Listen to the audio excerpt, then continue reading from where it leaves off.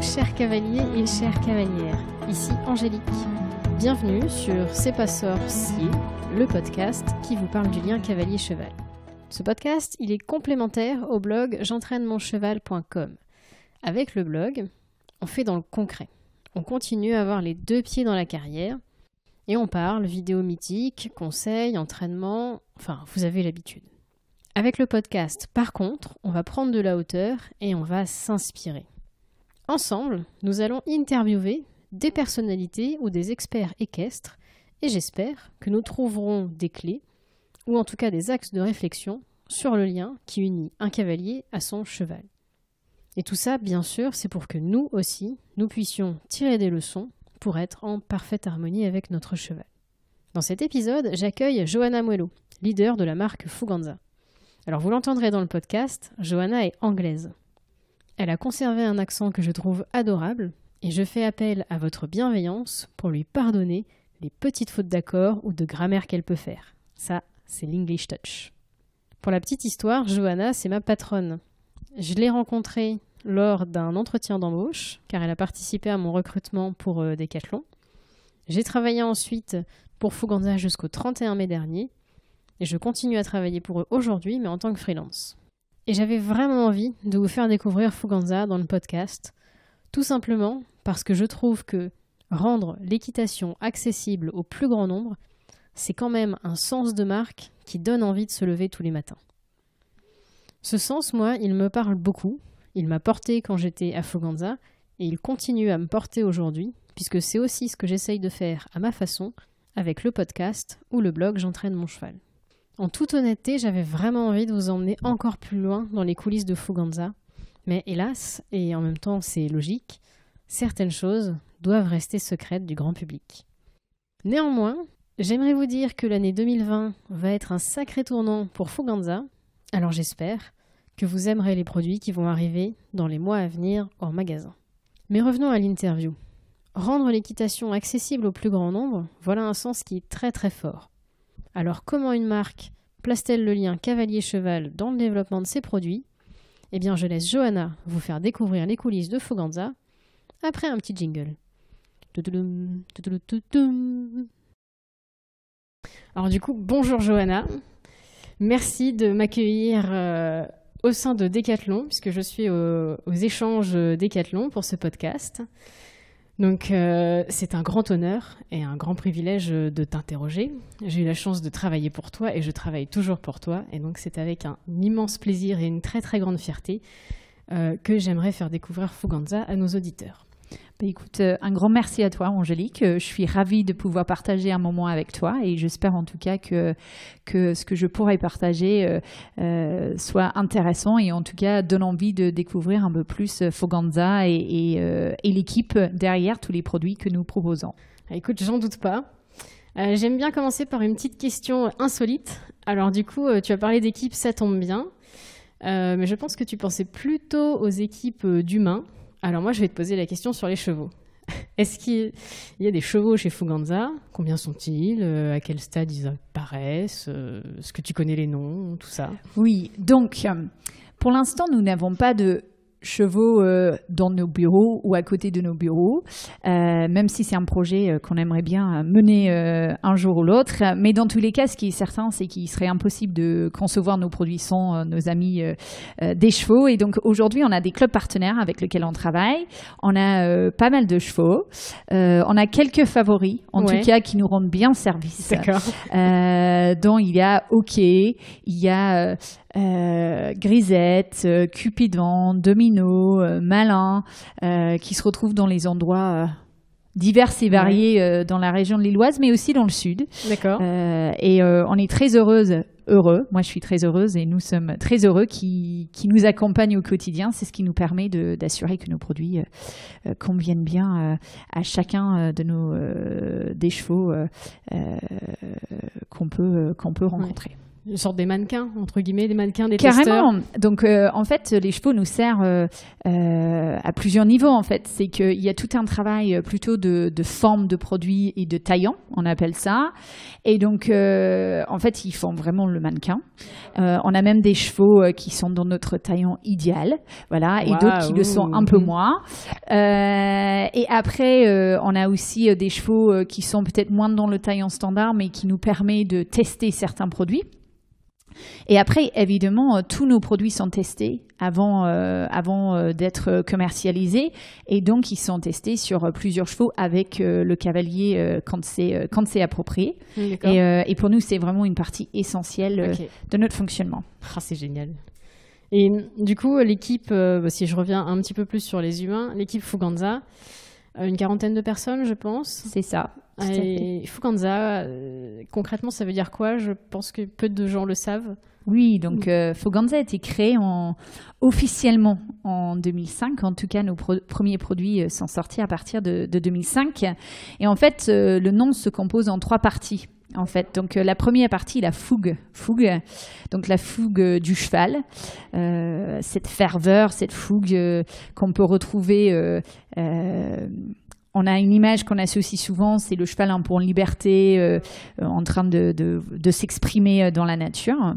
Après, on a le ANZ qui se réfère plutôt à l'élégance, puisque l'équitation est quand même un sport, quand on interroge pas que des cavaliers, mais en tout cas où l'élégance a une place plutôt très importante. Mm-hmm. Je vois un côté très posé, beau. Oui, en tout cas, en fait, quand on résume la pratique sportive, en tout cas l'équitation, souvent, l'idée, c'est qu'on voit le moins possible l'action du cavalier, qu'on a cette notion de symbiose, de sans effort, même si on sait tous quand on est cavalier que c'est tout sauf sans effort.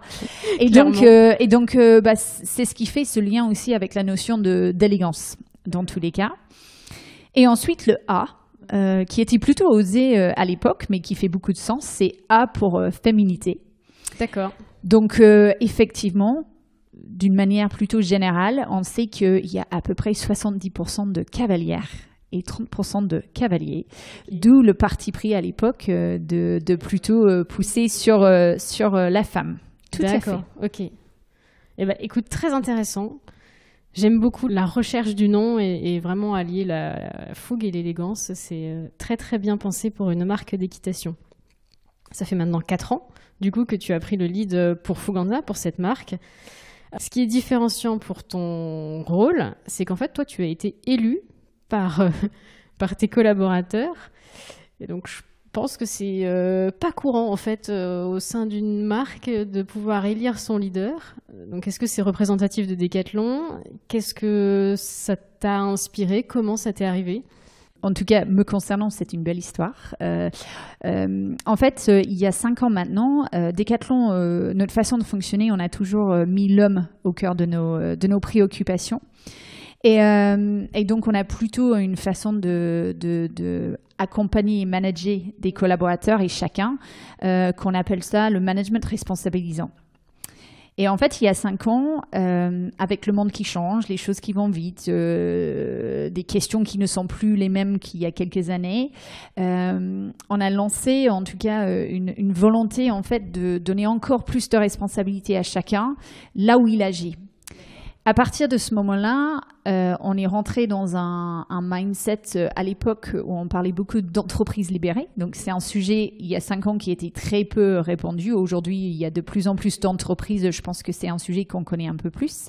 Et en tout cas, moi, ma nomination a eu lieu au moment où on était vraiment en train d'expérimenter ce sujet-là. Et c'est parti tout simplement de l'idée de se dire qu'habituellement chez Decathlon, on avait plutôt l'habitude de nommer des personnes qu'on avait préparées plus ou moins pour le poste avec une gestion de carrière. Et l'idée, c'était de se dire, mais peut-être qu'il y a des personnes aujourd'hui qui ont des envies, qui ont des passions, qui ont des projets. Et le fait de gérer que comme ça évite ou empêche en tout cas certaines personnes à se révéler. Et vu qu'on sait que l'importance, en fait, toute la valeur d'une entreprise, c'est les gens, on s'est dit comment on peut faire pour changer ça. Et on s'est dit, dans le phase de recrutement, c'est quand même chouette si on demande à l'équipe leur avis. Et donc là, on était allé très loin dans le processus parce que, en fait, c'est l'équipe qui a écrit le profil de leur futur leader. C'est l'équipe qui a décidé du processus.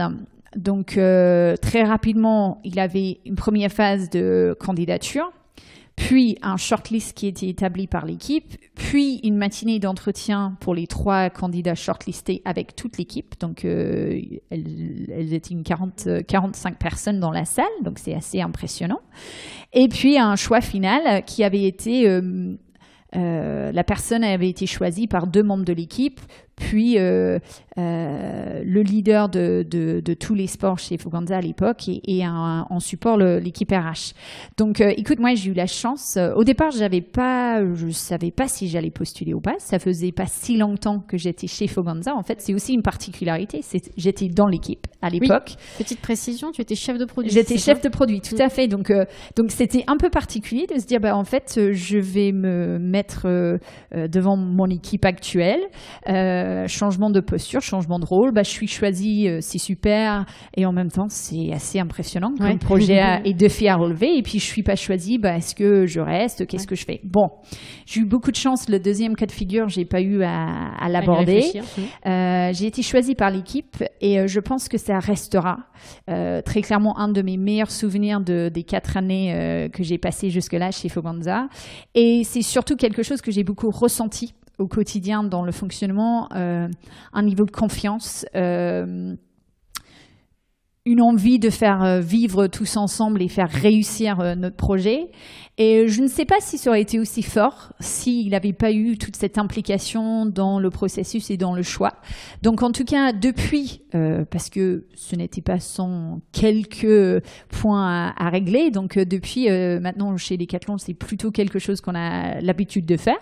Pas toujours de cette façon-là, mais en tout cas d'impliquer l'équipe. Et ça, je reste convaincue aujourd'hui que si on veut que chacun soit impliqué, prenne plaisir et s'épanouisse dans son travail, en fait, il faut qu'on soit tous adultes entre nous et que chacun puisse s'exprimer, donner son avis. Parfois, on n'est pas d'accord et parfois, on ne le suit pas, mais en tout cas, on a l'opportunité de dire ce qu'on en pense. Donc, je suis en tout cas fervente défendeur de cette idée-là. Écoute, dans ces cas-là, je trouve que c'est incroyable d'être nominé par ton équipe, de pouvoir du coup rallier vraiment tout le monde en tant que leader. Mais comment on gère une marque après, une fois qu'on a été élu? Impossible d'imposer ses décisions, on ne peut plus revenir en arrière. Donc comment tu as construit Fuganza et comment tu as écrit la vision de Fuganza au global? Donc effectivement, ça fait partie des choses où à l'époque on se lance dans une aventure et on se rend compte que quand on a commencé à demander l'avis, on peut pas dire du jour au lendemain on s'arrête et on demande plus votre avis. Et pour autant, ça m'allait très bien parce que je suis plutôt quelqu'un qui aime bien consulter, travailler en équipe. Parfois, je tranche s'il faut trancher, mais finalement, ça s'est peu arrivé. Et je pense que ça s'est peu arrivé parce que rapidement, on a décidé d'écrire un projet d'équipe, d'éclairer en fait nos stratégies pour les 5 années à venir, nos partis pris, nos renoncements. Donc, on a la chance chez Decathlon d'avoir des personnes en interne qu'on appelle les facilitateurs, qui sont plutôt très doués pour faire parler l'intelligence collective, révéler les talents et les idées de chacun, mais de façon organisée, parce que quand on est 40 personnes dans une salle... si c'est pas un peu structuré, ça peut être un peu l'anarchie. Et surtout chez Decathlon, je pense, où tout le monde a très envie de courir très vite dans tous les sens, à mon avis. Tout à fait. Il y a beaucoup d'enthousiasme, beaucoup de vitalité. Ça fait partie des valeurs quand on recrute des personnes. Et donc, on a eu la chance d'avoir Sophie qui nous a facilité ces 2 jours et demi, en fait, parce qu'on a fait 2 jours et demi. On est parti au vert, on s'en est inspiré de beaucoup de questions qu'on a pu poser à nos clients, à nos équipes en magasin, puisque aujourd'hui il y a des magasins Decathlon, il y a des produits, mais en fait aujourd'hui sans les magasins on n'existe pas. Et donc c'était hyper important pour moi, venant de magasins aussi, de pouvoir échanger avec eux et avoir leur avis. Donc, on a pris toutes ces informations. On a travaillé pendant 2 jours et demi au vert. On a aussi fait un peu de team building entre deux et ça, c'était sympa. On a passé quelques moments plutôt sympas ensemble. Et après, je me suis laissée 2 mois pour finaliser le projet, le repartager avec l'équipe, être sûr qu'on était tous alignés, tous en phase. Et ensuite, on a commencé à partager le projet en interne. Pour expliquer les stratégies, ce qu'on avait envie de mettre en place, expliquer aussi que ça allait prendre un peu de temps parce qu'on changeait un peu de direction et donc ça prend du temps. Et aujourd'hui le projet, rien n'est abouti et c'est pas le but du jeu, mais en tout cas est en train de bien se dérouler. Oui, j'imagine. Puis il doit être en évolution permanente. Enfin, en tout cas, je me dis que tous les X temps, il faut le réactualiser parce qu'il y a plein de choses qui se passent. Ça, c'est sûr. Chez Decathlon, on est dans une entreprise où ça bouge beaucoup. La vitalité, l'adaptabilité au changement font partie aussi des qualités qui sont importantes chez nous. Et effectivement, le monde aussi change très vite. Donc, oui, rien n'est figé. On se donne un cap. On met les moyens en place et des stratégies en place pour aller vers, mais le cap en soi n'est pas le but final. Et très très souvent, on est obligé de changer de chemin. Parfois, on avait imaginé des choses et puis c'est plus du tout pertinent 2 ans plus tard. Et c'est la raison pour laquelle aussi que quand on travaille nos stratégies, etc., c'est des choses qui sont revisitées régulièrement. Tout à fait. Donc, du coup, tu parlais de renonciation. Il y a des choses auxquelles vous avez renoncé ? Dans tous les cas, ce qu'on s'est dit, c'était qu'on a la chance que l'équitation soit un sport extrêmement divers, avec énormément de disciplines. Je ne pense pas me tromper si je dis que quand on va sur le site de la FFE, il y a plus de 50 disciplines revendiquées sur le site. J'irai compter, mais oui, ça ne me choque pas en tout cas, là, comme ça. Voilà, entre ce que j'appelle les grandes pratiques sportives, puis les disciplines à l'intérieur. Donc, ça fait beaucoup. Aujourd'hui, comme toute entreprise, on a des finances à tenir, on a une certaine seuil de rentabilité et donc on a pris des choix de se dire en tout cas que dans un premier temps, on allait vraiment se concentrer sur les disciplines majeures qu'on retrouve en France. Donc ça ne veut pas dire qu'on ne fera pas peut-être plus tard certaines disciplines dont je pratique aujourd'hui, type l'attelage. Ou l'endurance, je dis ça comme ça. Voilà, ou l'endurance, qui sont des disciplines super chouettes, où il y a certainement plein de choses à faire, mais on y va étape par étape en essayant de proposer d'abord les disciplines où il y a peut-être le plus de pratiquants, mais pour autant on n'exclut pas, mais on y va étape par étape parce que quand on se disperse et on fait beaucoup de choses, souvent on ne le fait pas très bien. Et donc en tout cas c'est dans cette démarche que nous sommes aujourd'hui. Oui, puis j'imagine que dans la volonté de Decathlon de rendre accessible, vous prenez les premières disciplines les plus pratiquées et c'est logique. Tout à fait, c'est aligné avec notre sens de Foganza et le sens de Decathlon. Et du coup, l'équitation, tu es bien placé pour savoir qu'il faut équiper un cheval et un cavalier. Du coup, les familles de produits, les typologies de produits sont extrêmement variées puisqu'on passe des bottes aux pantalons, aux casques, mais aussi les brosses, les friandises, les selles, les tapis, les bridons, les couvertures pour l'hiver, les couvertures pour l'été. Enfin, voilà. Je te brosse vite fait toutes les familles qu'on peut trouver dans un magasin. Est-ce que c'était une volonté de départ de couvrir autant de choses ? Puisque, tu vois, si je fais un comparatif, tu as parfois des marques qui se sont extrêmement spécialisées. Par exemple, Sam Shield qui fait que des casques, ou Veredus qui est plutôt dans la protection. Voilà. Pourquoi autant de familles ? Est-ce que c'était une volonté ? C'est venu au fur et à mesure ? Est-ce que tu peux nous en dire plus ? Dans tous les cas, ce qui est sûr, c'est que c'est très en lien avec le sens de Decathlon et donc de Foganza, la notion de rendre accessible. C'est que finalement, si on rendait accessible que le casque, que la botte ou que le pantalon, on ne rend pas toute la pratique accessible. Et ça, c'est même si aujourd'hui, on ne rend pas totalement accessible puisqu'on ne propose pas de centre équestre, Foganza ou autre, mais en tout cas, on rend l'équipement accessible. Donc, ça semblait logique en tout cas de proposer un maximum de typologie de produits. Aujourd'hui, en tout cas à l'origine, je ne peux pas dire parce que je n'y étais pas, est-ce que c'était piloté de cette façon-là. C'est sûr que l'idée de proposer plutôt des panoplies, donc pouvoir équiper le cavalier de la tête aux pieds, équiper le cheval de la tête aux pieds, ça fait sens par rapport à notre sens.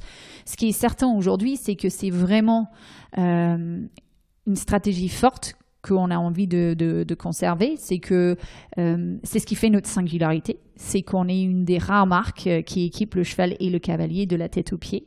Et donc, c'est un chouette moyen pour nous de créer un lien très fort entre le cheval et le cavalier par le produit et aujourd'hui plutôt par le cosmétique du produit, parce que l'élégance est très important.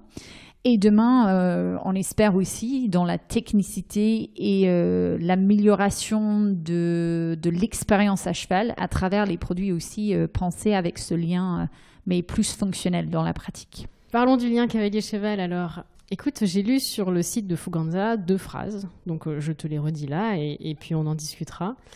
Donc je cite les 2 phrases sur le site de Fuganza.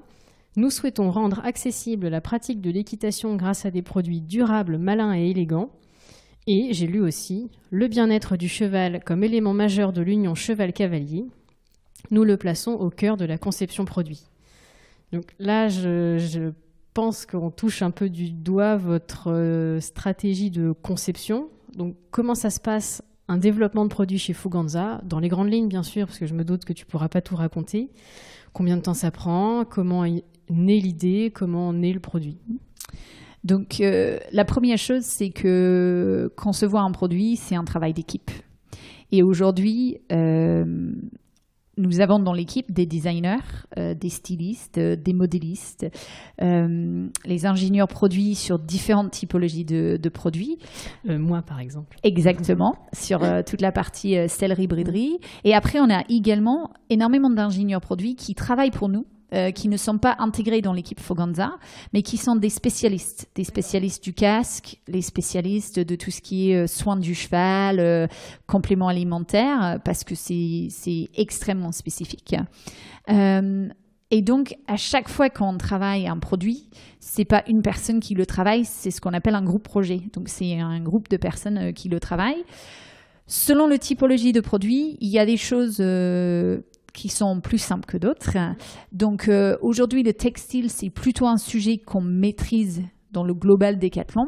Donc quand on fait un produit textile aujourd'hui, il nous faut environ un petit, 14-15 mois entre le brief produit qui est fait par le chef de produit ou responsable utilisateur et l'arrivée du produit en magasin.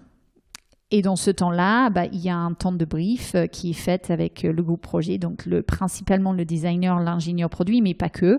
On essaie d'inclure les équipes de communication dès le démarrage du produit parce qu'on est très fiers du fait que nous concevons nos produits en fait.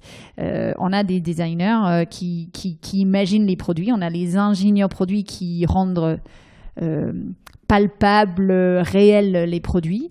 Et ensuite, on a les équipes de communication, les équipes de merchandising qui permet de les mettre en avant, de les vendre. Et après, l'équipe du supply qui est un métier extrêmement dur et je tiens à les saluer parce que c'est un métier qui est dur. C'est assez difficile parce que, en fait, quand on est en rupture de stock, c'est parce qu'on n'a pas commandé assez. Quand on a un peu trop de stock, c'est qu'on a trop commandé. Et donc c'est jamais évident, on n'est jamais bon comme il faut. Donc c'est un métier qui est difficile mais qui est essentiel puisque si on a fait des super produits mais qui sont pas disponibles pour nos clients, ça n'a pas beaucoup de sens non plus. Donc oui. Attends, je rebondis juste parce que j'aimerais quand même insister sur une notion, c'est que vous concevez les produits au sens où vous êtes vraiment impliqué dans la conception, c'est pas quelque chose que vous allez piocher chez un fournisseur qui propose ça dans sa gamme et que vous adaptez. C'est vraiment quelque chose où vous avez dessiné vous-même, fait vous-même. Oui. Quasiment tous nos produits. Je vais pas mentir, il y a quelques produits dans notre gamme aujourd'hui qui ne sont pas nos produits. C'est des produits d'autres marques. Il y en a pas beaucoup, mais il y en a quelques-uns. Il y a quelques produits où on va collaborer, mais la vaste majorité de nos produits, c'est les produits qu'on a dessinés de A à Z, dont on a travaillé avec les équipes de conception et on a toutes les équipes de ce qu'on appelle process et production qui vont nous aider à choisir le bon composant, le bon fournisseur. Et en fait, on gère vraiment de A à Z tout le conception de nos produits. Donc, je disais, les textiles, c'est 14-15 mois. Les produits plus techniques comme le casque, la chaussure, même le céleri briderie, c'est les périmètres qui peuvent prendre facilement 18 mois, 2 ans, parfois plus. Quand on travaille sur l'innovation, souvent on ne sait pas. Parfois ça peut aller très vite, parfois ça peut prendre des années, mais en moyenne on est à peu près là, on vient de lancer les collections de 2021. On est au mois de septembre, voilà, et 2019, les premiers produits de voilà. 2021 arriveront début 2021. Voilà, pour donner une grande idée de comment ça marche. Okay. Est-ce qu'à un moment ou à un autre, vous impliquez d'autres gens que Decathlon dans les développements? Oui. Donc, en fait, depuis de nombreuses années, on a impliqué plutôt à la fin du processus de conception du produit. Donc, on avait fait toute la phase dessin, choix des composants, prototypage.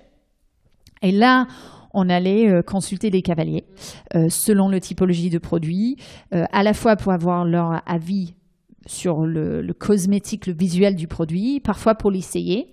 Et ensuite, après, pour faire ce qu'on appelle des tests d'usage, qui sont les tests qu'on fait en conditions réelles, parfois de manière protocolée. Et parfois de manière, ce qu'on appelle plutôt longue durée, où on va laisser le produit plusieurs semaines, voire plusieurs mois chez un cavalier, et qui nous fera les rapports d'évolution du produit pendant ce temps-là. Ok. Est-ce que du coup tu as des clubs hippiques, alors je vais dire le mot préféré, mais c'est sûrement pas le bon terme, en tout cas avec lesquels tu collabores davantage? Oui, donc aujourd'hui, on a plutôt tendance de les appeler les clubs partenaires.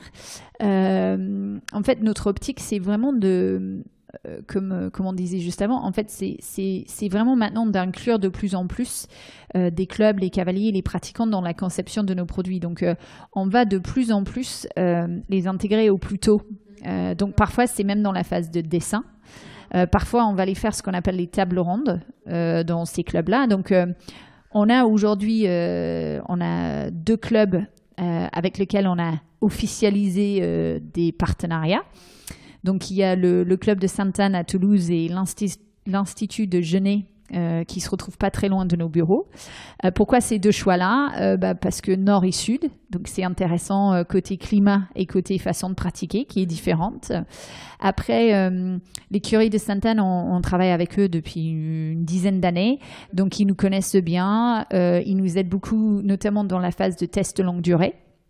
Et on a compris ensemble comment bien fonctionner. Et l'Institut de Genève, où c'est assez récent. Et dans tous les cas, c'était pour avoir un lieu plus proche de nos bureaux, où il y a énormément de cavaliers à disposition de manière quasi permanente, et qui nous permet d'aller tester les produits, encore une fois, avec des cavaliers de différents niveaux, différentes intensités. Donc, en tout cas, c'est hyper important pour nous, les partenaires. Et on est vraiment dans une relation donnante-donnante. C'est-à-dire que on ne cherche pas à faire du sponsoring. On cherche vraiment à travailler ensemble. Donc, évidemment, on trouve des moyens de les accompagner dans leur activité.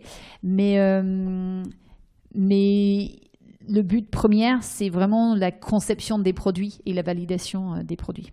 D'accord. Vous êtes en demande de clubs partenaires ou pas nécessairement, ou avec des conditions spécifiques? Donc aujourd'hui, en fait, on a énormément de clubs, on a pas mal de clubs qui travaillent en local avec leur magasin Decathlon. Et eux, c'est plutôt dans un partenariat de rendre accessible l'équitation via des journées d'initiation.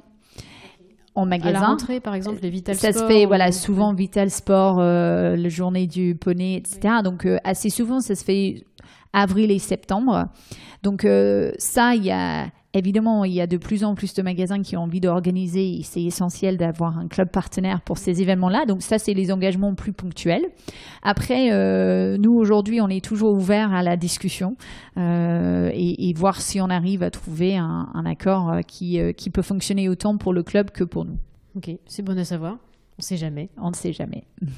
Je reviens sur la conception de produits. Alors, je pense que c'est peut-être une question que certains peuvent se poser. Est-ce qu'il n'y a pas une petite contradiction à se dire qu'on rend accessible des produits techniques?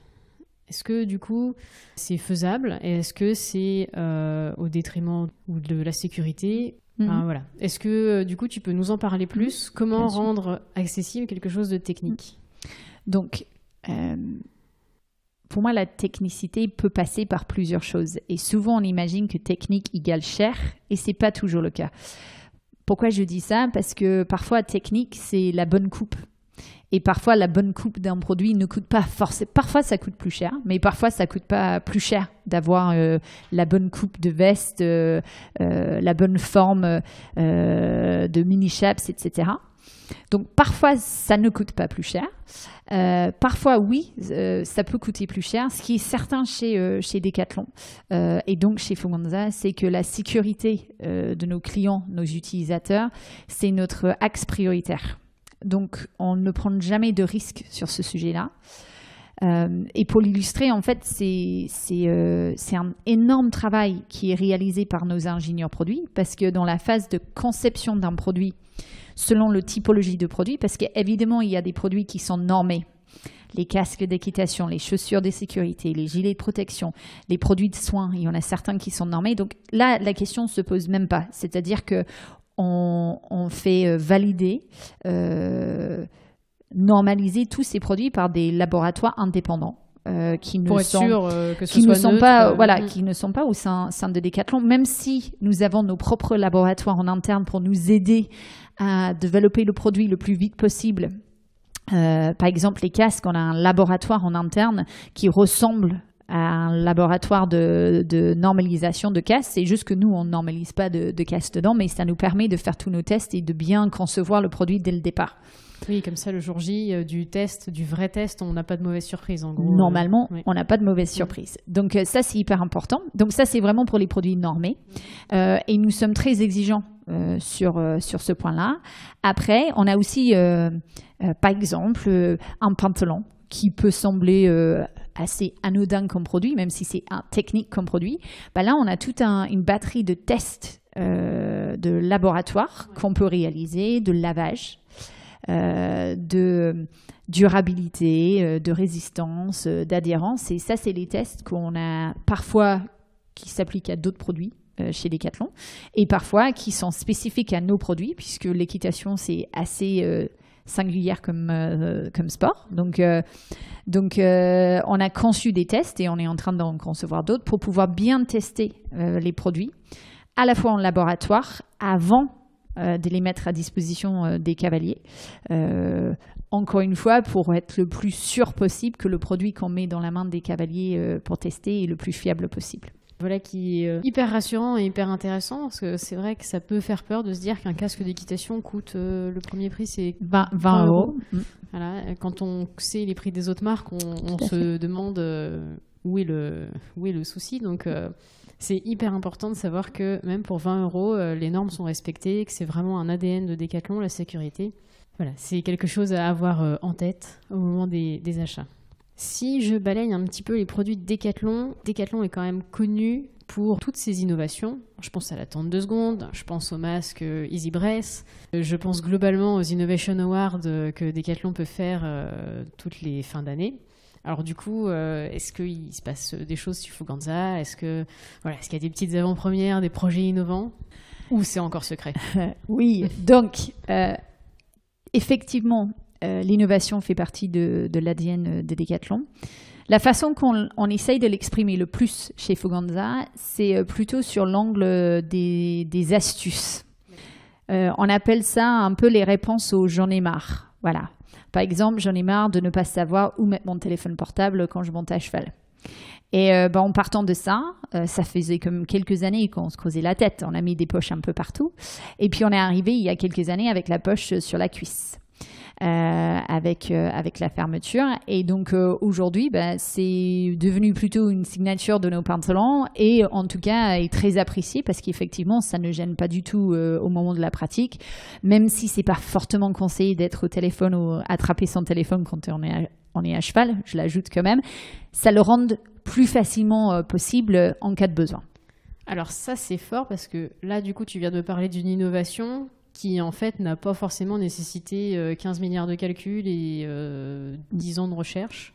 C'est ça aussi l'innovation des fois. Tout à fait. C'est en fait nous chez Decathlon on a deux grandes façons d'aborder l'innovation, des vraies ruptures d'usage, l'attente 2 secondes, l'easy breath dont tu parlais juste avant, et après c'est juste en fait est-ce que le deuxième niveau c'est est-ce que j'ai amélioré l'expérience du sportif. Et on a plein d'exemples chez nous de petites choses. On a les produits, par exemple, les sacs de ponçage, où de toute façon, il n'y a rien de plus énervant que de se dire toutes les semaines, j'ai plein de poils, du foin, de la paille, des copeaux au fond de mon sac. Bon, on a créé il y a plusieurs années maintenant les Easy Clean, où on a une espèce de fermeture en bas du sac, on l'ouvre, et il y a un filet en bas et tout tombe.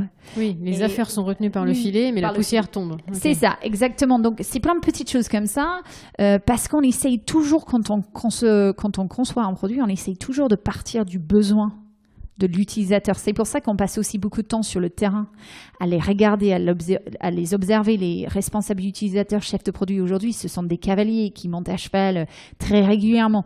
Donc, on part vraiment de ça. Après, on a quelques projets dans les soutes qui vont arriver normalement dans les mois à venir.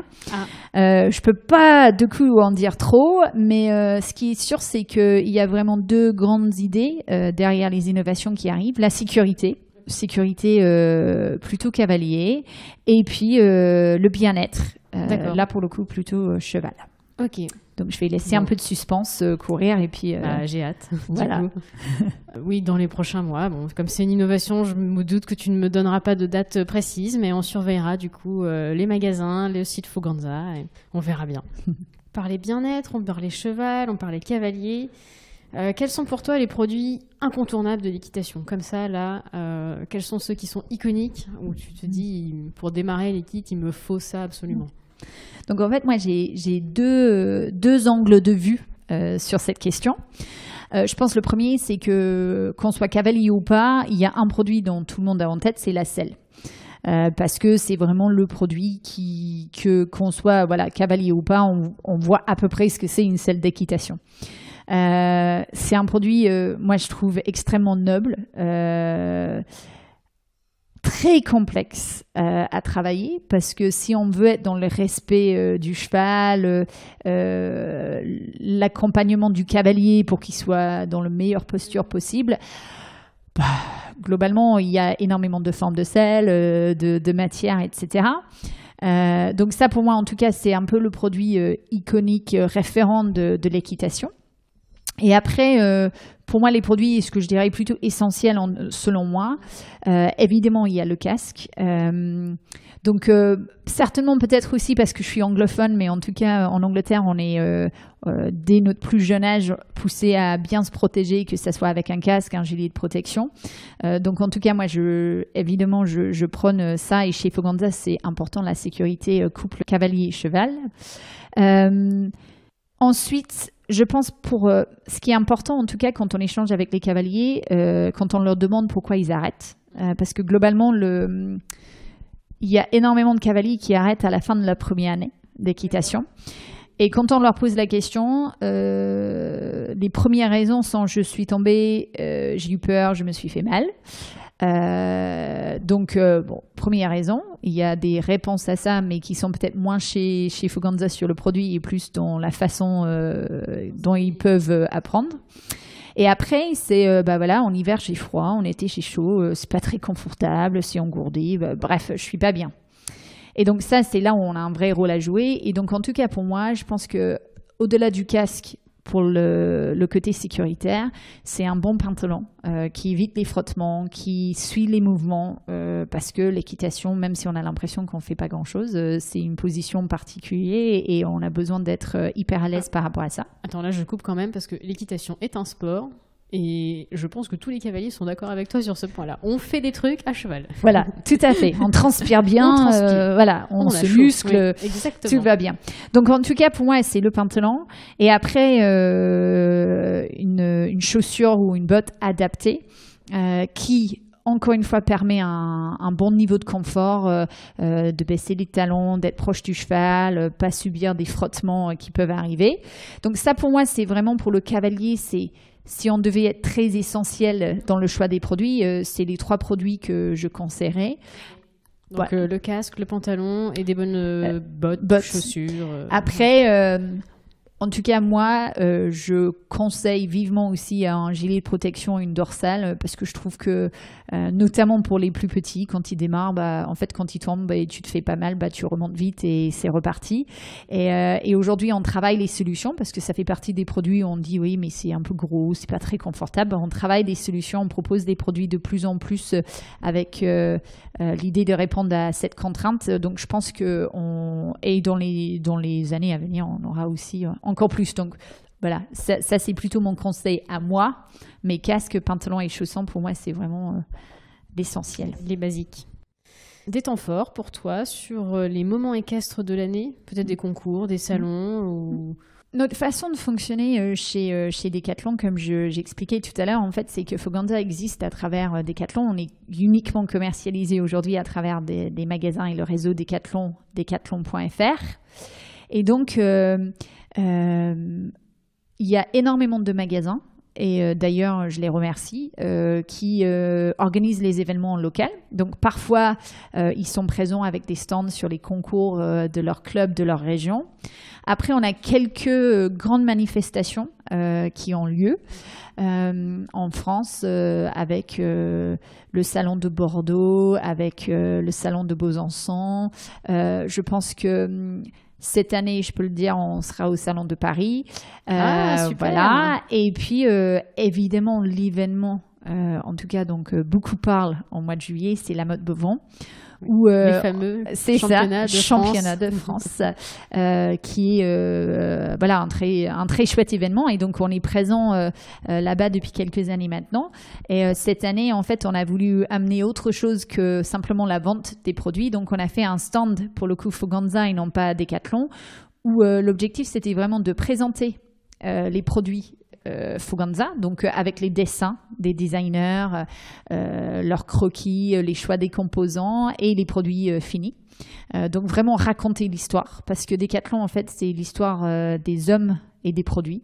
En tout cas, c'est ce qu'on a envie de partager. Et on a aussi mis à disposition des produits en test. Ça devait être sympa d'être sur la motte et de pouvoir tester avec son cheval, en plus pas très loin. En tout cas, c'était l'idée. Et effectivement, c'était plutôt bien apprécié. Et aujourd'hui, ce qui est une chouette nouvelle... je te coupe, du coup, on pouvait tester quoi ? Donc, on pouvait tester des bottes, des bridons, des pantalons. D'accord. Voilà. Et ce qui est chouette aujourd'hui, maintenant, c'est un service disponible dans chaque magasin Decathlon en France. On a la possibilité... En fait, globalement, on avait la possibilité d'acheter un produit. Et si ça ne convenait pas, de la rapporter. Là, on a la possibilité de tester pendant 7 jours un produit sans le payer. Et si le produit nous convient, on le garde, pas besoin de se redéplacer en magasin. Il y a un système mis en place pour faciliter le paiement. Et si le produit ne nous convient pas, on peut le rapporter en magasin. On n'a rien acheté. Et donc, ça permet de vraiment se reconforter dans son choix. Parce que, évidemment, surtout quand il s'agit des produits pour le cheval, on ne peut pas l'amener en magasin et donc parfois on n'est pas sûr du choix. C'est un service qui est mis en œuvre pas que pour les produits d'équitation, pour tous les produits chez Decathlon, mais en tout cas pour l'équitation, c'est plutôt très utile. Oui, ça c'est vrai que c'est un gros problème, je pense, pour tous les cavaliers, c'est de savoir à peu près la taille de son cheval, parce que globalement, ce qu'on connaît, c'est juste la hauteur au garrot et à quel point il est gros. Mais après, c'est un peu plus compliqué de se dire mon cheval fait un 40. Je caricature du coup, mais... Tout à fait. Ouais. C'est super de pouvoir tester. Quelle est ta vision de l'équitation ? Est-ce que tu as noté des tendances ou des volontés, des changements chez les cavaliers au cours de ces dernières années ? En fait, ce qui est assez intéressant, tous les ans avec l'équipe, en fait, on fait ce qu'on appelle notre point mi-année. Donc, c'est une réunion d'équipe un peu prolongée où on part à la découverte de nouvelles disciplines et ensemble, il y a une partie réunion bien évidemment, mais après on passe du temps à pratiquer, à découvrir une nouvelle discipline, de nouvelles personnes. Et c'était assez intéressant parce que cette année, on était dans un lieu où on nous a posé la question de est-ce que vous savez pourquoi vous montez à gauche quand vous montez à cheval ? Je ne sais pas si tu sais pourquoi on monte à gauche quand on monte à cheval. Écoute, je pense savoir la réponse, mais je te laisse...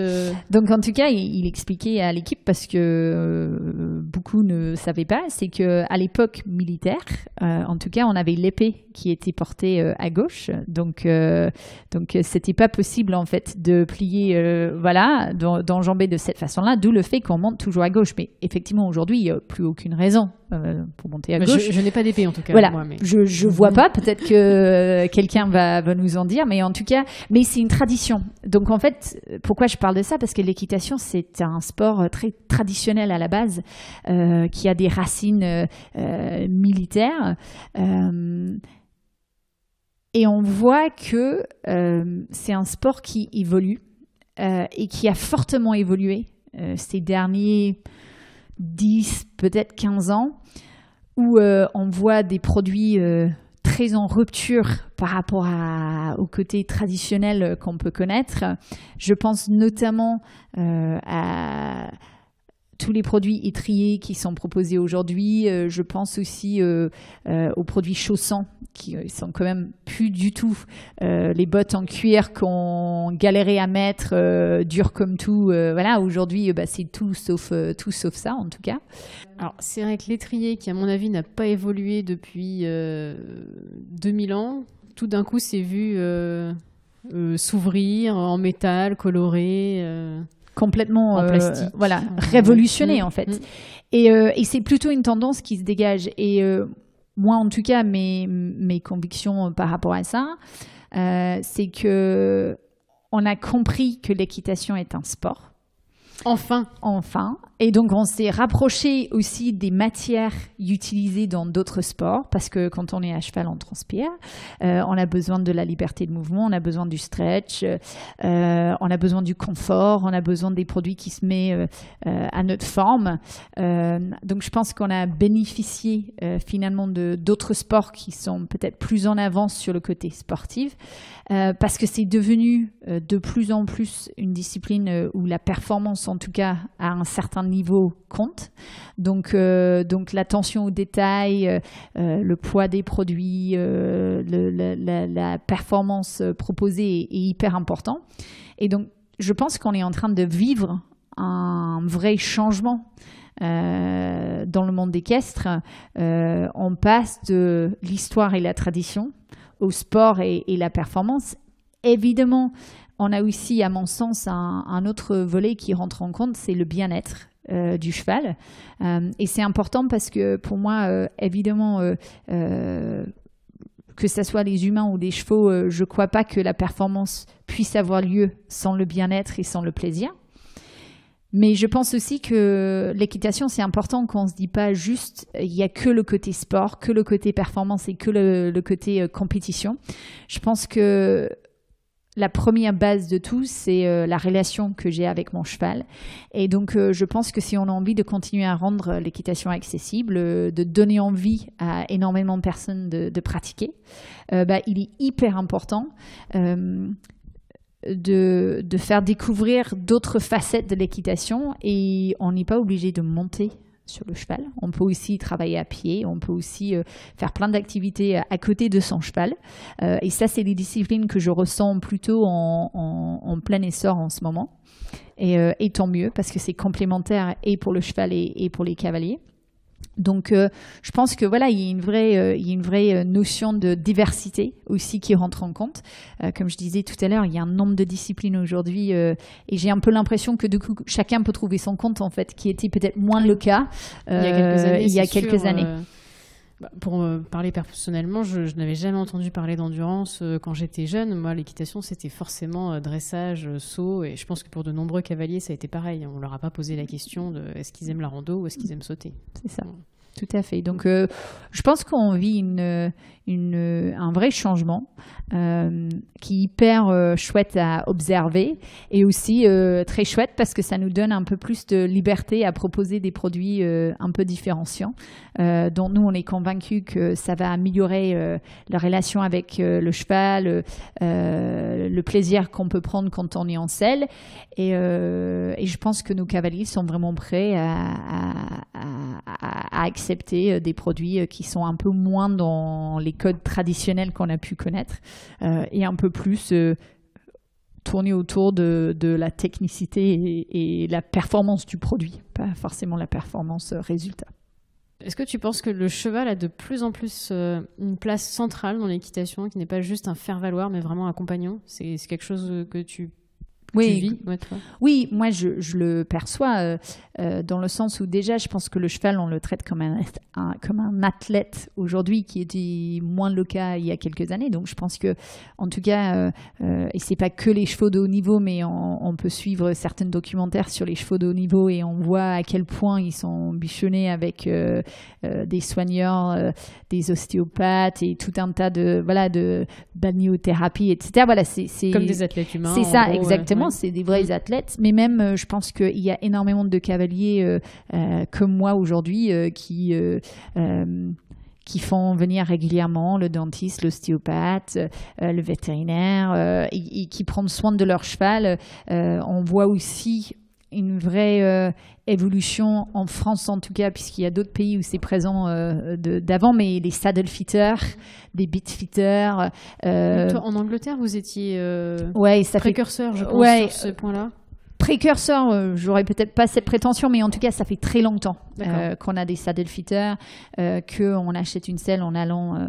en fait, le saddle fitter se déplace avec plusieurs selles, on essaye, on teste, on ajuste, parce qu'on a beaucoup de selles ajustables, pas forcément l'arcade ajustable, mais on peut changer carrément ce qu'on appelle le flocage à l'intérieur. Donc, en tout cas, ça aussi, c'est une vraie tendance qui se dégage et je pense que tout ça, c'est lié au fait qu'on apprécie que quand moi j'ai une chaussure qui me serre ou qui est trop grande, trop petite, qui me pince à un certain endroit, mais je suis pas très à l'aise pour aller courir, c'est la même chose pour le cheval avec le mors, avec sa selle, avec le tapis, avec les guêtres. Et donc je pense que tous ces sujets-là, on est de plus en plus au fait et on a des solutions et des réponses aussi pour nous permettre de les résoudre. Et j'imagine que tout ça, tes équipes le ressentent aussi et que c'est une préoccupation qui est commune. Oui. J'imagine que tous les gros projets dont tu parlais tout à l'heure qui développent les produits ressentent aussi ça et du coup l'appliquent au quotidien pour leur développement. Et est-ce que vous faites appel du coup à des experts aussi par exemple, tu vois, tu parlais de Bitfitter ou de Saddle Fitter. Est-ce que ce sont des gens auxquels Decathlon et Fuganza du coup font appel pour aider à aller dans le détail de ce lien? De plus en plus, en fait, au sein de Decathlon, on a notre propre centre de recherche et développement avec des outils plutôt très poussés sur pas mal de sujets. Pour le cheval, c'est un peu moins le cas. Et aujourd'hui, effectivement, on se rapproche et on s'est rapproché des vétérinaires pour développer certains produits, notamment alimentaires et autres. Là, on a travaillé il y a quelques années avec une ithologue pour nous accompagner sur la conception de certains bridons. Et là, on est en train de rentrer dans un cycle de retravail de certains équipements bridants, etc. Et on va faire appel à des experts parce que on sait qu'il y a un besoin aussi de se confronter et se dire ok, nous on a imaginé ça, voilà comment on le voit. On a quand même, ça fait quelques années maintenant qu'on conçoit les produits, donc on a certaines convictions, on a aussi des choses qu'on a testées. Et donc là, l'idée, c'est d'aller au bout de la démarche et parfois de façon assez scientifique, pouvoir prouver que le produit apporte vraiment autre chose au cheval. Des produits, du coup, dont tu es très, très fière? Mais carrément. On a quelques vraiment chouettes produits, je trouve. On a évidemment le Bridon 580 donc tu étais donc tu étais l'ingénieur produit qui est juste un fantastique produit dans le sens où je trouve qu'il répond vraiment à notre sens, c'est qu'on a fait un produit beau, technique et à un prix hyper intéressant. Allez l'acheter en magasin, 40 €, voilà. Existe en noir et en marron. Je ne fais pas du tout la pub. Voilà. Et plusieurs déclinaisons, strass, glossy. En tout cas, vraiment, c'est un produit dont on est très fiers. Là, on a une toute nouvelle gamme de casques qui est en train d'arriver en magasin, dont il a eu un travail de design et de développement vraiment très poussé dessus. Le nom du casque, du coup? Donc, il y a le C520. D'accord. Qui est en train d'arriver, et puis il y a plein d'autres déclinations qui arriveront dans les mois à venir. Donc pareil, il faut être un peu patient, mais voilà, ça va arriver. Après, on a toute la gamme de guêtres que nous sommes en train de refaire. Donc là, il y a les premiers qui sont arrivés, les 500, et puis il y a toute une suite qui arrive pareil dans les mois à venir. Et après, de manière plus générale, sans citer forcément le nombre de produits, mais notre gamme de pantalons sur la partie été et hiver, parce que ça, c'est une réelle problématique en fait. C'est que quand on est... Le problématique n'est pas quand on est passionné, il faut monter toute l'année. En tout cas, on monte toute l'année. Ça, c'est pas une problématique, c'est plutôt un plaisir. Mais parfois, c'est quand même pas toujours chouette. J'ai eu l'expérience cette semaine. Voilà, il pleuvait des cordes, il faut se lever à 7h et on est en selle. Et cette semaine, à 7h02, on est par terre. Mais bon, ça, c'est une autre histoire. Dans tous les cas, c'est quand même chouette de pouvoir dire j'ai un pantalon qui tient chaud, j'ai un pantalon imperméable. En été, il fait quand même très, très chaud. J'ai les pantalons un peu plus légers qui permettent une meilleure évacuation de la transpiration. Donc, ça, c'est des gammes de produits dont je suis fière parce que je pense qu'encore une fois, on a servi notre sens qui est de rendre accessible l'équitation, de rendre plus plaisant. De renforcer le lien entre le cheval et le cavalier à travers ces gammes de produits. Et alors une tendance que j'ai notée, mais qui est peut-être récente, en tout cas pour l'opinion publique, c'est l'environnement. Et du coup, toi, en tant que leader de marque, est-ce que tu as des objectifs d'environnement pour l'équitation, qui en plus est une discipline qui potentiellement se passe un peu dans la nature. Et moi, par exemple, en endurance, je passe pas mal de temps dehors.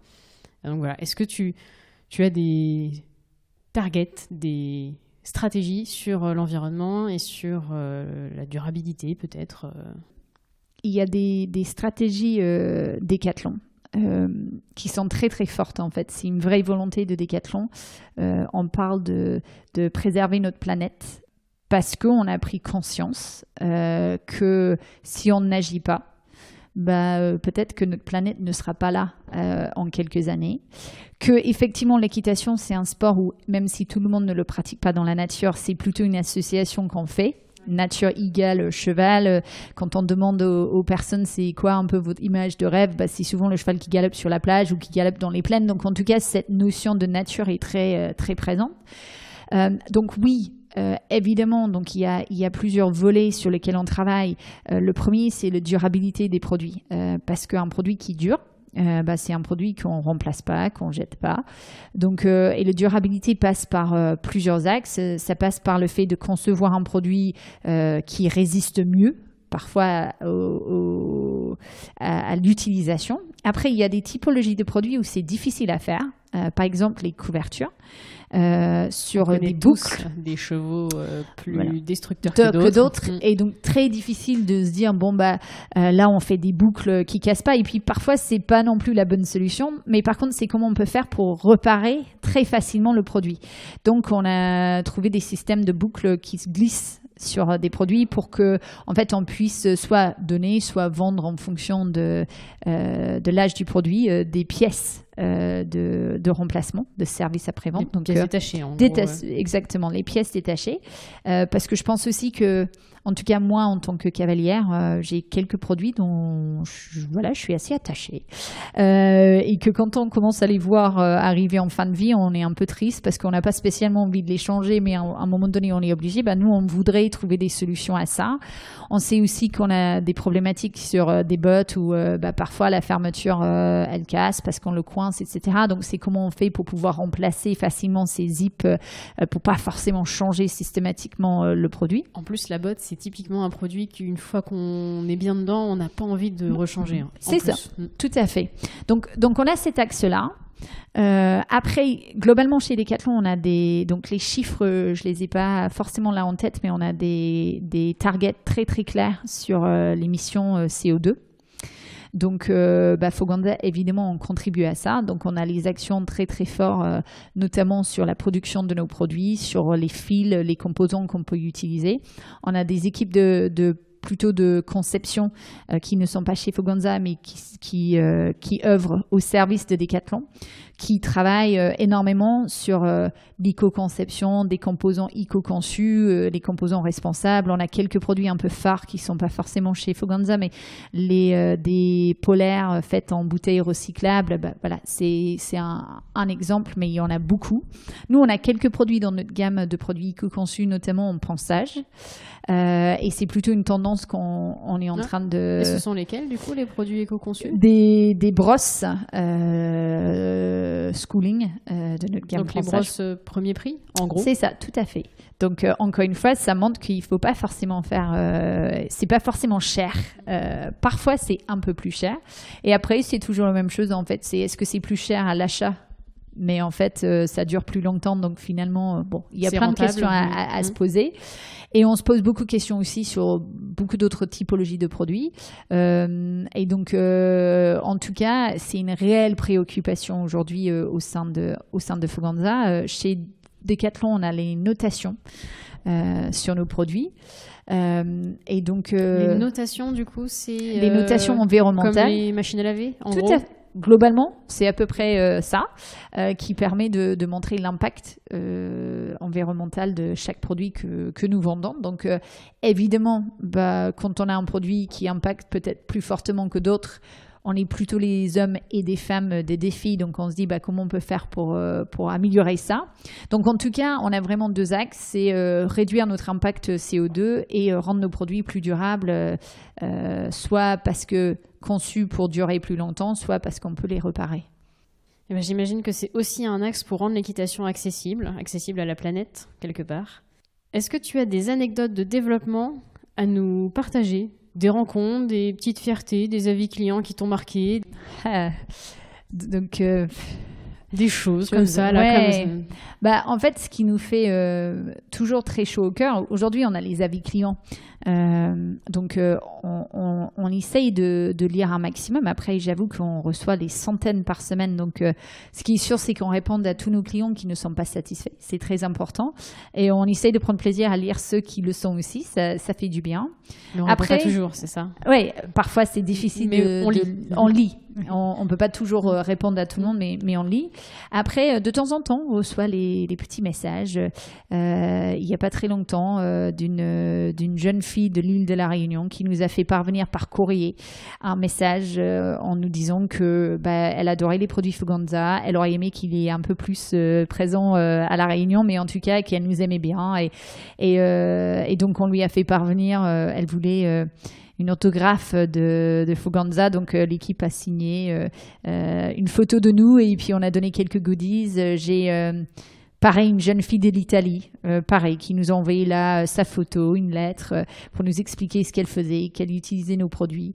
Après, j'ai eu une très belle rencontre il y a quelques années avec un monsieur qui est basé pas très loin de Lyon, qui nous avait sollicité en disant voilà, moi j'aime bien vos produits, je fais plutôt la randonnée et donc je partage vos produits sur mon site web en disant achetez ça. Ok, c'est super. Vous voulez quoi? Rien. Mais en tout cas, si un jour vous avez purement gratuit. Purement gratuit, on aime vos produits, c'est bien.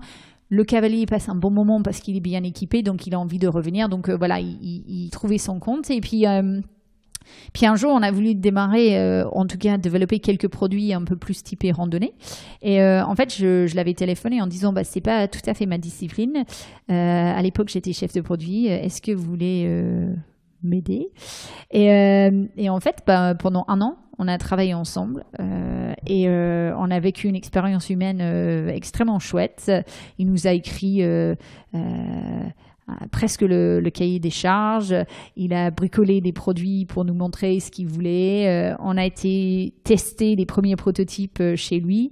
Et puis à la fin, on a pu lui donner toute la panoplie gravée à son nom en remerciement. Wow, donc un très beau cadeau. C'était surtout une belle histoire, une belle rencontre. Et puis aujourd'hui, les produits sont toujours là en magasin et plutôt plébiscités. Donc oui, je pense que tu parles chouette. de la gamme Escape, c'est ça, toute la gamme de randonnée. Oui, tout à fait. Donc voilà, c'est grâce à Johanna qui était chef de produit à l'époque. C'est surtout grâce à notre cher client de Lyon qui nous a beaucoup aidé. Et aux équipes. Et les équipes de conception, finalement, j'en suis pas pour grand-chose en fait. Et les chevaux. Bon, il y a plein de monde en fait qui était impliqué. Tout à fait, c'est un vrai travail d'équipe. Si on parle un petit peu plus de toi, un petit conseil, que tu es très impliqué dans l'équitation. Comment est-ce que moi, à mon niveau, comment est-ce que toi, à ton niveau, on peut rendre l'équitation accessible au plus grand nombre? C'est, en tout cas, la façon dont j'essaie de le faire aujourd'hui, c'est déjà de démystifier un peu l'équitation. Il y a une enquête qui a été réalisée il y a quelques années qui a révélé que 14 millions de Français, 14 millions de Français rêvaient de monter à cheval. Ah. Et que dans les faits aujourd'hui, il y a 670 000 licenciés à peu près et un petit 2 millions de cavaliers. Oui, donc entre 2 millions et 14 millions, il y a quand même un grand écart. Ouais. Et quand on creuse un peu, c'est le manque d'accessibilité, le cheval fait peur, voilà. Donc, à mon niveau, en tout cas, j'essaye toujours d'expliquer, en fait, pourquoi il réagit comme ça, comment le cheval est dans la nature, d'essayer de faire vivre des chouettes moments sans forcément... Souvent, certains, ils ont envie de galoper tout de suite, d'autres, ils ont tellement peur, voilà. Donc, aller au rythme de chacun, mais aussi faire ça dans un environnement plutôt sécurisé, aller étape par étape et bien expliquer ce que c'est le cheval, pourquoi il réagit comme ça. Parce que quand on a compris, déjà, il y a plein de choses qu'on ne fait pas. Genre, j'arrive derrière et je lui mets une petite claque sur les fesses. Je ne le fais pas parce que je comprends en fait que ça le surprend et que sa réaction, c'est une réaction de défense. Et donc, je pense que, en tout cas, chaque cavalier à son niveau peut agir par rapport à ça. C'est une belle explication de se dire que si on comprend un petit peu mieux le cheval, ça peut aider bêtement au quotidien. En fait, c'est des mini-actions, pas besoin d'être hyper... scientifique ou hyper expert pour rendre l'équitation un peu plus accessible. Est-ce que tu as un cheval dans ta vie? Oui, j'en ai plusieurs. Ah oui? J'en ai plusieurs. Bon, après, si on demande à ma fille, qui a 5 ans, elle dit « Ah ben non, maman, ils sont à moi. » Mais oui, ça, c'est normal. Mais oui. Aujourd'hui, j'ai mon vieux cheval qui a 19 ans, mais qui est toujours en pleine forme et qui fait un peu nounou pour tout le monde aujourd'hui. J'ai 2 poneys, donc Domino, un petit Shetland avec lequel ma fille apprend à monter, et puis Punsi qui était pour ma fille mais un peu vif, et donc aujourd'hui il fait de l'attelage il est plutôt doué, il aime bien ça. Donc moi j'ai changé, en tout cas j'ai ajouté une discipline à mon arc et aujourd'hui je fais aussi de l'attelage depuis pas très longtemps, donc je suis loin d'être douée mais en tout cas je m'amuse et c'est le principal. Et après j'ai une autre jument Ganda qui est plutôt très verte dans le travail mais qui a des jolis moyens pour faire du dressage, donc on travaille avec un objectif peut-être de faire quelques concours l'année prochaine. Donc c'est avec elle qu'à 7h02 tu étais dans le sable du coup? C'est ça, tout à fait, tout à fait. Mais bon, je l'en veux pas. Ça arrive à tout le monde. Voilà, et je l'en veux pas, donc tout va bien. Et ça va bien? Ça va bien. J'ai un peu de courbature, on se rend compte qu'on a plus 20 ans, mais en tout cas c'est pas grave. Mais tu étais bien protégée, tu avais un équipement au top. Tout à fait, j'étais au top et donc je ne souffre pas trop du tout. C'est une bonne chose. Du coup, l'équitation, c'est quelque chose que tu fais en famille? En tout cas, oui, avec ma fille. Et bon, mon mari, ce week-end, il a fait une balade avec nous. Donc, en tout cas, voilà, c'est pas son sport passion, mais oui, tout à fait. Et tu as démarré l'équitation à quel âge? Donc, les premières fois où j'ai monté à poney, j'avais 3-4 ans, mais c'était chez une copine sur le poney qui était dans le grand jardin de ses parents. Et en fait, et ça pour le coup, ma mère n'a jamais pardonné ma tante, qui m'a offert un cours d'équitation pour mon anniversaire de mes 7 ans. Et ça a été le début de la fin. C'était le début de la fin, en tout cas, du point de vue de ma mère. Moi, je trouve que c'était le plus beau cadeau qu'elle aurait pu m'offrir et j'en suis ravie. Donc, j'ai démarré dans un centre équestre à l'âge de 7 ans. Et aujourd'hui, tu as quel âge? Aujourd'hui, j'ai 36 ans. Et toujours cavalière depuis tes 7 ans, du coup? C'est ça, tout à fait. Tout à fait, en passant par plein de disciplines différentes. Le petite anecdote, en fait, c'est que j'ai eu mon premier cheval à moi quand j'avais 28 ans. Donc, il a fallu être patient. Mais entre deux, j'ai eu beaucoup de gens qui m'ont confié des poneys et des chevaux, donc j'étais jamais sans monture. Mais en tout cas, ça m'a appris aussi à comprendre l'investissement, la responsabilité que c'est d'avoir un cheval. Et même, je suis très contente d'avoir les poneys et les chevaux aujourd'hui. C'est beaucoup de travail matin surtout, et soir. Ouais. Tu en as 4 en plus. Ouais, alors, c'est ça, tout à fait. Ça complexifie un peu le truc. C'est un peu de travail. Voilà. Mais quand on aime, on compte pas, n'est-ce pas? Oui, j'aimerais bien ne pas compter mes chevaux, c'est vrai. J'aimerais beaucoup. Mais tu as des journées de combien d'heures, Johanna? Ça serait mentir de dire que les journées sont pas longues, mais en fait, je pense que j'ai énormément de chance de faire un métier que j'aime, d'avoir une passion que j'aime et d'avoir une famille qui sont plutôt compréhensives. Et puis une fille qui adore ça. Donc finalement, techniquement parlant, les journées sont longues, mais j'ai pas vraiment l'impression parce que je vis tout ça avec beaucoup d'enthousiasme, beaucoup de passion. Et j'ai aussi une petite astuce, c'est que moi, mes chevaux vivent dehors. Donc ils vivent dehors, ils ont des abris, ils sont nourris, selon moi ils vont très bien, mais ce qui me permet aussi de ne pas avoir la pression de me dire il faut absolument que j'aille monter aujourd'hui parce que il n'est pas sorti de la journée, et en tout cas selon moi ça fait, pour mes chevaux ça leur convient bien puisqu'ils sont dehors, ils marchent, ils sont détendus, et puis comme ça si je suis pas là 1 ou 2 jours, évidemment ils ont une vie de cheval malgré voilà, tout, il y a des personnes qui s'en occupent, mais en tout cas il vit bien ça, et c'est plutôt une recette que j'ai trouvée qui marche bien. Et ton prochain concours, quand est-ce que ce serait? Donc c'est ce week-end. Ah, d'accord. Voilà, donc je m'attaque au championnat de France de jeunes chevaux d'attelage. Ah oui. Ce week-end à Compiègne. Voilà, donc ça va être une toute première. On se met pas de pression, on y va plutôt pour l'expérience. Ça va être rigolo, ça va être le premier concours de l'année où je fais un week-end sur place parce que généralement les jeunes chevaux c'est tôt le matin, donc on se lève tôt. Mais à midi c'est fini et on rentre. Donc là c'est samedi dimanche. Au Grand Parquet à Compiègne, donc un super cadre, et j'espère juste que le temps va se tenir, et ça va être génial quels que soient les résultats. Eh ben, je te souhaite bonne chance, plein de réussite. Merci.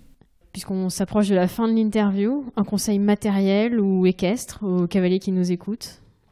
Je pense que le conseil que j'ai envie de donner, et j'espère qu'en tout cas certains pourraient faire le parallèle entre l'équitation et la vie en général, c'est que l'équitation c'est un sport où il y a un vrai équilibre à trouver entre la remise en question permanente, la progression permanente, parce que finalement c'est génial comme sport, on progresse toute sa vie finalement, ou on peut si on en a envie, et en même temps il y a besoin d'une certaine confiance en soi, parce que si on se doute de soi à chaque fois, le cheval aussi, il se doute de nous. Et je trouve que cet équilibre, c'est pas toujours simple. Donc, c'est bien de se faire entourer, soit d'autres cavaliers, peut-être avec un niveau un peu mieux, mais très important. Se faire entourer. Tout à fait. Et est-ce que tu as envie d'ajouter autre chose, quelque chose? Le mot de la fin, je te le laisse avant de quitter le podcast. Déjà, te remercier pour cette sollicitation. J'ai passé un super moment. Et puis, j'espère qu'il y a beaucoup de cavaliers, en fait, qui vivent l'équitation comme une passion et qui profitent pleinement de la relation et la complicité qu'ils peuvent avoir avec leur cheval, parce que je pense que c'est ça que je retiens le plus de cette belle passion, ce sport qui est l'équitation. Si je te dis, là, lien cavalier-cheval, et que je te demande un mot, le premier qui te vient à l'esprit, ce serait lequel? Complicité. Et c'est sur ce très beau mot qu'on va mettre fin au podcast. Merci beaucoup, Johanna, pour ton temps. Merci. Pour ceux qui veulent la fin de l'histoire, Johanna s'est très bien débrouillée avec Pouncy, puisqu'ils ont fini 10e à la finale de leur concours d'attelage jeunes chevaux. Et Pouncy a même eu une mention excellence pour son comportement exemplaire. C'est top, bravo à eux. C'est la fin de notre épisode C'est pas sorcier de rendre l'équitation accessible. J'espère qu'il vous a plu, que vous avez appris quelque chose sur un aspect de l'univers équestre autour du lien cavalier-cheval. Pour être au courant des nouveaux épisodes, abonnez-vous au podcast C'est pas sorcier ou à la chaîne YouTube J'entraîne mon cheval. À la demande de plusieurs d'entre vous, j'ai décidé finalement de diffuser le podcast sur YouTube également. Parlez du podcast autour de vous si l'idée vous plaît et notez-le. Si vous êtes ravi d'explorer le lien cavalier-cheval, mettez-moi 5 étoiles sur iTunes et laissez-moi des feedbacks, ça m'aidera à progresser. Moi, je suis toujours ravie d'avoir vos retours. Si vous souhaitez me contacter, me poser des questions ou me proposer des idées de personnalités équestres à rencontrer, rendez-vous sur la page Facebook J'entraîne mon cheval ou sur Instagram @j'entraîne mon cheval. Il ne me reste plus qu'à vous souhaiter une bonne semaine et à bientôt.